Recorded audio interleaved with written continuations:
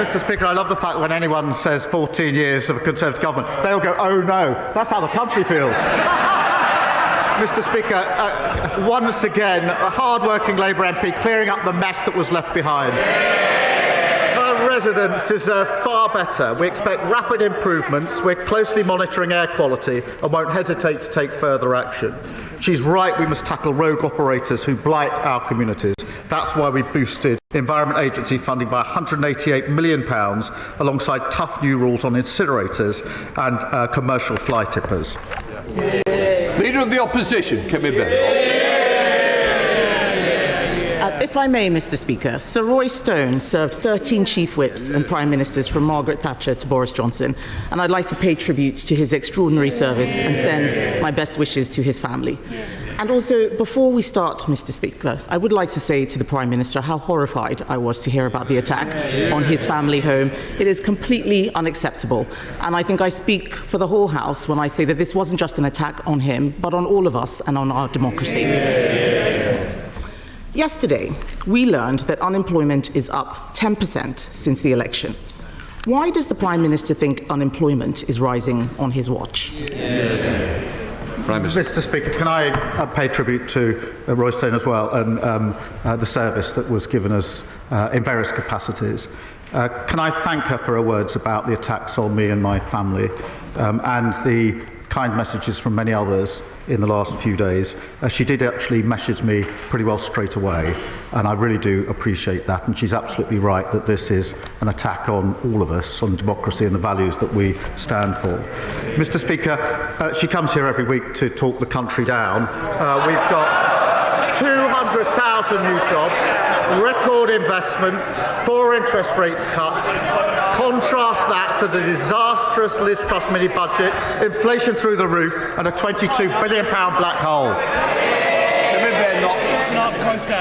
I'm not sure the Prime Minister even knew that unemployment was up, but there's no point him blaming everyone else. The fact is, Conservatives reduced the deficit every year until the pandemic, more than doubled the personal allowance. We left 4 million extra jobs, tackled the post-pandemic inflation spike, and left the fastest-growing economy in the G7.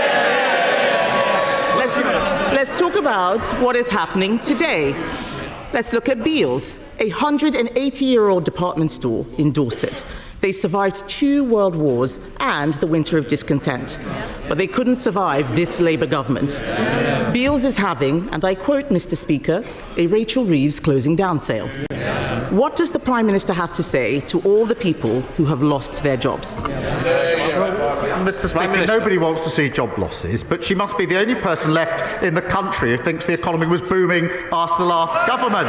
We've created new jobs, record investment, trade deals that they tried. The India deal, I think they tried for 8 years and failed. We did that deal. They talked about a US deal. We did that deal. We tend to get a stronger relationship with the EU. The former trade minister must be the only former trade minister who's against all trade deals which boost our economy. She says she's against the India deal, even though it's got the same provisions she put on the table. She's against the US deal, even though it saves thousands of jobs in car manufacturing. And Mr. Speaker, most absurdly, she says she's going to rip up the EU deal when she hasn't even seen what's on the page. They're reduced to a brain rot. A once great political party is sliding into brain-dead oblivion. Mr. Speaker, I'm very happy to welcome his tiny tariff deal, but the fact is, it has put us in a worse position than we were in March. He should not over-egg the pudding. Let's talk about how things are getting worse now. In every month of this year, household names like Sainsbury's, Tesco, Asda and Santander have cut staff. The ONS estimates that there are 100,000 fewer jobs than a year ago. And this was before his jobs tax, which will make things worse. Can the Prime Minister promise the House that by this time next year, unemployment will be lower than it is today? Prime Minister. Mr. Speaker, I think she just said a tiny tariff deal. Can I suggest that she gets the train to Solihull? Yes, exactly. 2 hours, goes to speak to the workforce at JLR, their families, and their communities, to tell them she would rip up the deal that protects their jobs. And when she's done that, she might travel across to Scunthorpe and tell the steelworkers there she's going to rip up the deal that saves their jobs. And then if she's got time, go up to Scotland and talk to the whisky distilleries. Tell them she'd rip up the deal that's creating 1,200 jobs for them, boosting their exports, and then come back here next week and tell us what reaction she got. So I didn't hear a promise to get unemployment down, and that's because he knows things are going to get worse. And this goes wider than businesses. Last week, I met staff and patients at Farley Hospice. They do fantastic work, but they need to find an additional £250,000 to pay the jobs tax. How does he suggest Farley Hospice, a charity which relies on donations, pays for his tax hike? Prime Minister. Mr. Speaker, we have provided £100 million boosting for the sector, and Children and Young Person Hospitals received £26 million funding this year. But, Mr. Speaker, she turns up every week to carp from the sidelines. But what she doesn't do, she moans about what we had to do in the budget to stabilise the economy. But she hasn't got the courage to stand there and say that she would reverse the next decisions that we take. And I know why. It's because she doesn't want to say she's against the £26 billion investment in our NHS. She doesn't want to say she's against the £1.2 billion more for our police. She doesn't want to say she's against the £3.2 billion more for our schools. All the time she doesn't have the courage of her convictions. It shows that her criticism is totally confected. Mr. Speaker, I can't believe the Prime Minister is still using this figure. We had this very conversation at the dispatch box. He knows it is just capital spending. It's either he's not paying attention or he is saying things to disguise what is going on. That money will not pay for the jobs tax. He knows that, and the hospices know it too. And the other people who know that things are getting worse are the 5 leading business groups in the UK. They say that his so-called employment rights bill will be deeply damaging to growth.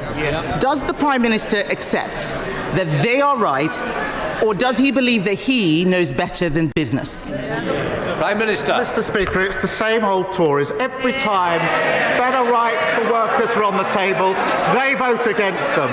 Respect and dignity and protection at work are good for workers, good for the economy, and good for growth.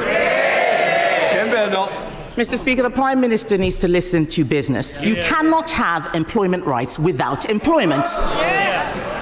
Labour always forgets that it is not government that creates growth, it is business that creates growth. And businesses are closing, and they are blaming him and his Chancellor. There are 100,000 fewer jobs, Mr. Speaker.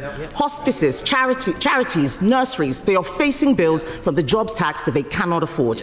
Even the unions say workers are being thrown on the scrap heap.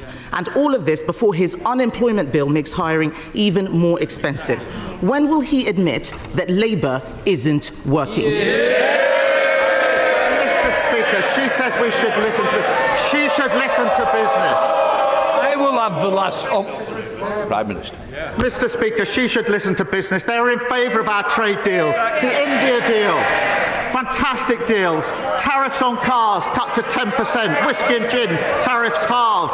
£4.8 billion into our economy. What does she say she'd do with the India deal? She wants to rip it up. The US deal that saves thousands upon thousands of jobs. What does she want to do? She wants to rip it up. The EU deal, good for our economy. She's not going to even wait to see what it says. She absurdly says she's going to rip it up. It is so unserious. She even was reduced last week to calling the Indian government, accusing them of fake news. No wonder she did so badly as a Trade Secretary. Mr. Speaker, the project for them is over. They're sliding into oblivion. They're a dead party walking.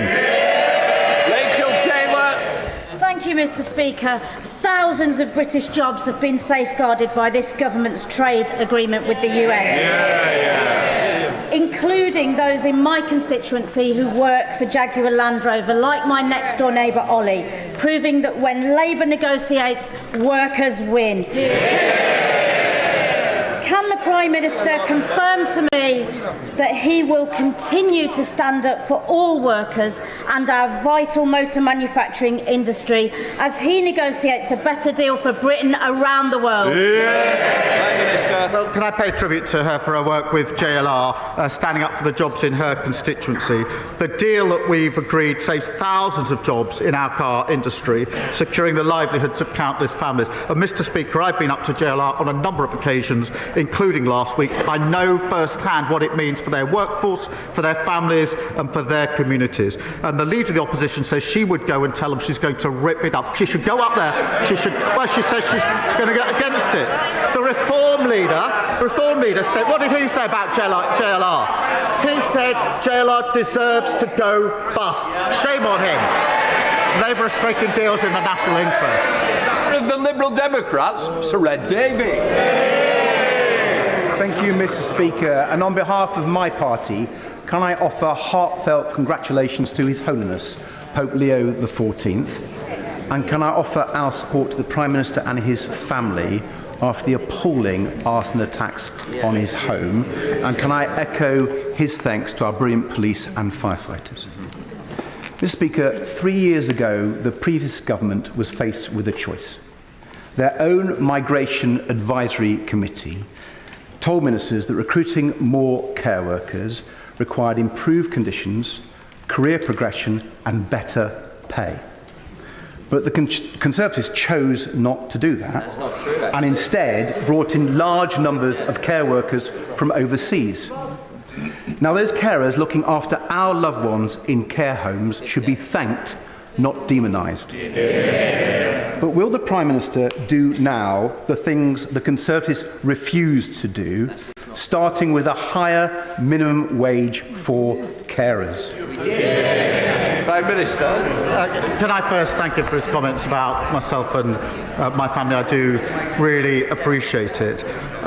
It is important that we have fair pay for care workers, and that's why we've put in place our fair pay agreements. This is the first of its type. It will be applied first to care workers to ensure that they get fair pay, but also a better framework for progression. As he will know, most people leaving care work are leaving care work to go to the NHS because of the pay and the ability to progress. Our fair pay agreements will deal with that to make sure that in the future those jobs are more secure. And I would just add, Mr. Speaker, a declaration of interest. My sister is a care worker, and I firsthand how important the work is and how difficult sometimes the situation is facing them. Sir Ed Davey. For that reply, it's a good first step, but we'll still be seeing people earning more in Amazon warehouses and supermarkets than care homes, and that will mean our loved ones going without the care that they need. But turning to the Middle East now, Mr. Speaker, for more than 10 weeks, Israeli forces have blocked food, water and medicine getting into Gaza. There is now a humanitarian catastrophe with 2 million people at risk of famine and 1 in 5 facing starvation. Rather than ending this crisis, the Netanyahu government is planning to seize all Gaza indefinitely. Now, I know the Prime Minister will agree that the blockade to Gaza should end, and I'm sure he would agree that it would be appalling if Netanyahu proceeds with that escalation. But will he act now and pick up the phone to President Trump for a joint plan to recognise Palestine and get food, water and medicine into Gaza? Prime Minister. Well, I thank him for raising this because the situation in Gaza is simply intolerable and getting worse. And we are working with other leaders urgently to bring about rapid and unimpeded flow of humanitarian aid into Gaza, which is desperately needed, obviously alongside the release of hostages, and to get back to a ceasefire, and that work is going on through my team 24/7. I do believe that is the initial action that needs to be taken, but I still fundamentally believe that however remote it may seem at the moment, the pathway to a two-state solution is the only way for settled and lasting peace in the Middle East, and we will continue with our allies to pursue that path. What happened? Thank you, Mr. Speaker. Found in my constituency, Durdle Door is one of the most iconic bathing sites in all the country. So last Friday, I was joined at Durdle Door by my honourable friends, the members for Bournemouth East, Bournemouth West, Poole, and most importantly, Ron, the local seal, to test the water quality at Durdle Door. Currently, water quality testing at bathing sites is only monitored from mid-May to September, which puts the health of all water users at risk who could be potentially swimming in pollution or sewage. With this in mind, will the Prime Minister work with me and my honourable friends to introduce all year-round testing at popular bathing sites such as Durdle Door? Prime Minister. Mr. Speaker, everyone enjoying our beautiful beaches, lakes and rivers is entitled to know that the water is clean and safe. That's why we're modernising outdated bathing water regulations, including more regular monitoring sites to reflect local demand. And after years of failure by the party opposite, we're acting through our plan for change through new powers to tackle pollution, including banning bonuses, jail terms for law-breaking bosses and real-time monitors of every sewage outlet. Liz Saville-Roberts. This Prime Minister once spoke of compassion and dignity for migrants and for defending free movement. Now he talks of islands of strangers and taking back control.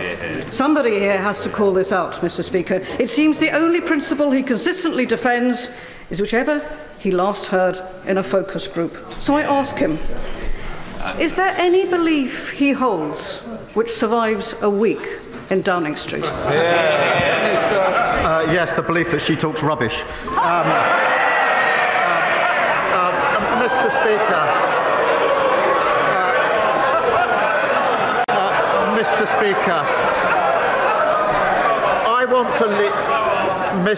I want to lead a country where we pull together and walk into the future as neighbours and as communities, not as strangers. And the loss of control of migration by the last government put all of that at risk. And that's why we're fixing the system based on principles of control, selection and fairness. Jonathan Brash. Thank you, Mr. Speaker. Council tax is the most regressive and unfair tax in this country. It has become a tax on deprivation. The less affluent an area, the more you pay. The greater your need, the more you pay. A Bandy property in Westminster pays just £1,017 a year. In Hartlepool, it's £2,495 a year. For a Band H property, the difference between those two areas is £3,000. It is hammering people in towns like Hartlepool. Does the Prime Minister agree that this unfairness cannot continue, and will he commit to addressing this inequality once and for all? Prime Minister. I thank my honourable friend. He's been a dedicated campaigner on this for a very long time. As he knows, 14 years of mismanagement by the party opposite left councils on their knees with a total failure to improve and update how councils are funded. Through £69 billion of funding this year and the upcoming multi-year settlement, the first in over a decade, will give councils far greater certainty and stability. Our detailed funding review will create a fairer system to make sure his constituents see strong, affordable local services. Wendy Moore. Mr. Speaker, while the Prime Minister prefers to take to the international stage, back here at home, Labour's Birmingham bin strike is now in its 10th week. Rubbish is still piled on the streets and recycling goes uncollected. And the reputation of the West Midlands is being trashed. His ministers continue to wash their hands of this. His mayor doesn't even want to talk about it. So will the Prime Minister come to the West Midlands and sort this out? Because at the moment, it's only the squeaky blinders that are winning. Prime Minister. Well, further evidence, Mr. Speaker, of the decline of the Tory party when they say that going to Ukraine at the weekend to try and secure peace for Ukraine and for Europe and the security and defence of Europe is somehow the wrong priority. That conflict has already massively impacted people in this country through the cost of living crisis and energy. Ukraine, Europe and we deserve peace and to live in peace. Mr. Speaker, on dealing with the bin strikes is the priority. We continue to call on Unite to suspend the strike immediately and bring the disruption to an end. We are supporting the Council to ramp up the cleaning operation and now collecting over 1,100 tonnes of waste every day and continue to offer our support so the backlog doesn't reappear. Thank you, Mr. Speaker. Last week, I visited Sacred Heart Primary School in Hyndburn, where the excellent teachers expressed their frustration at the current SEND system.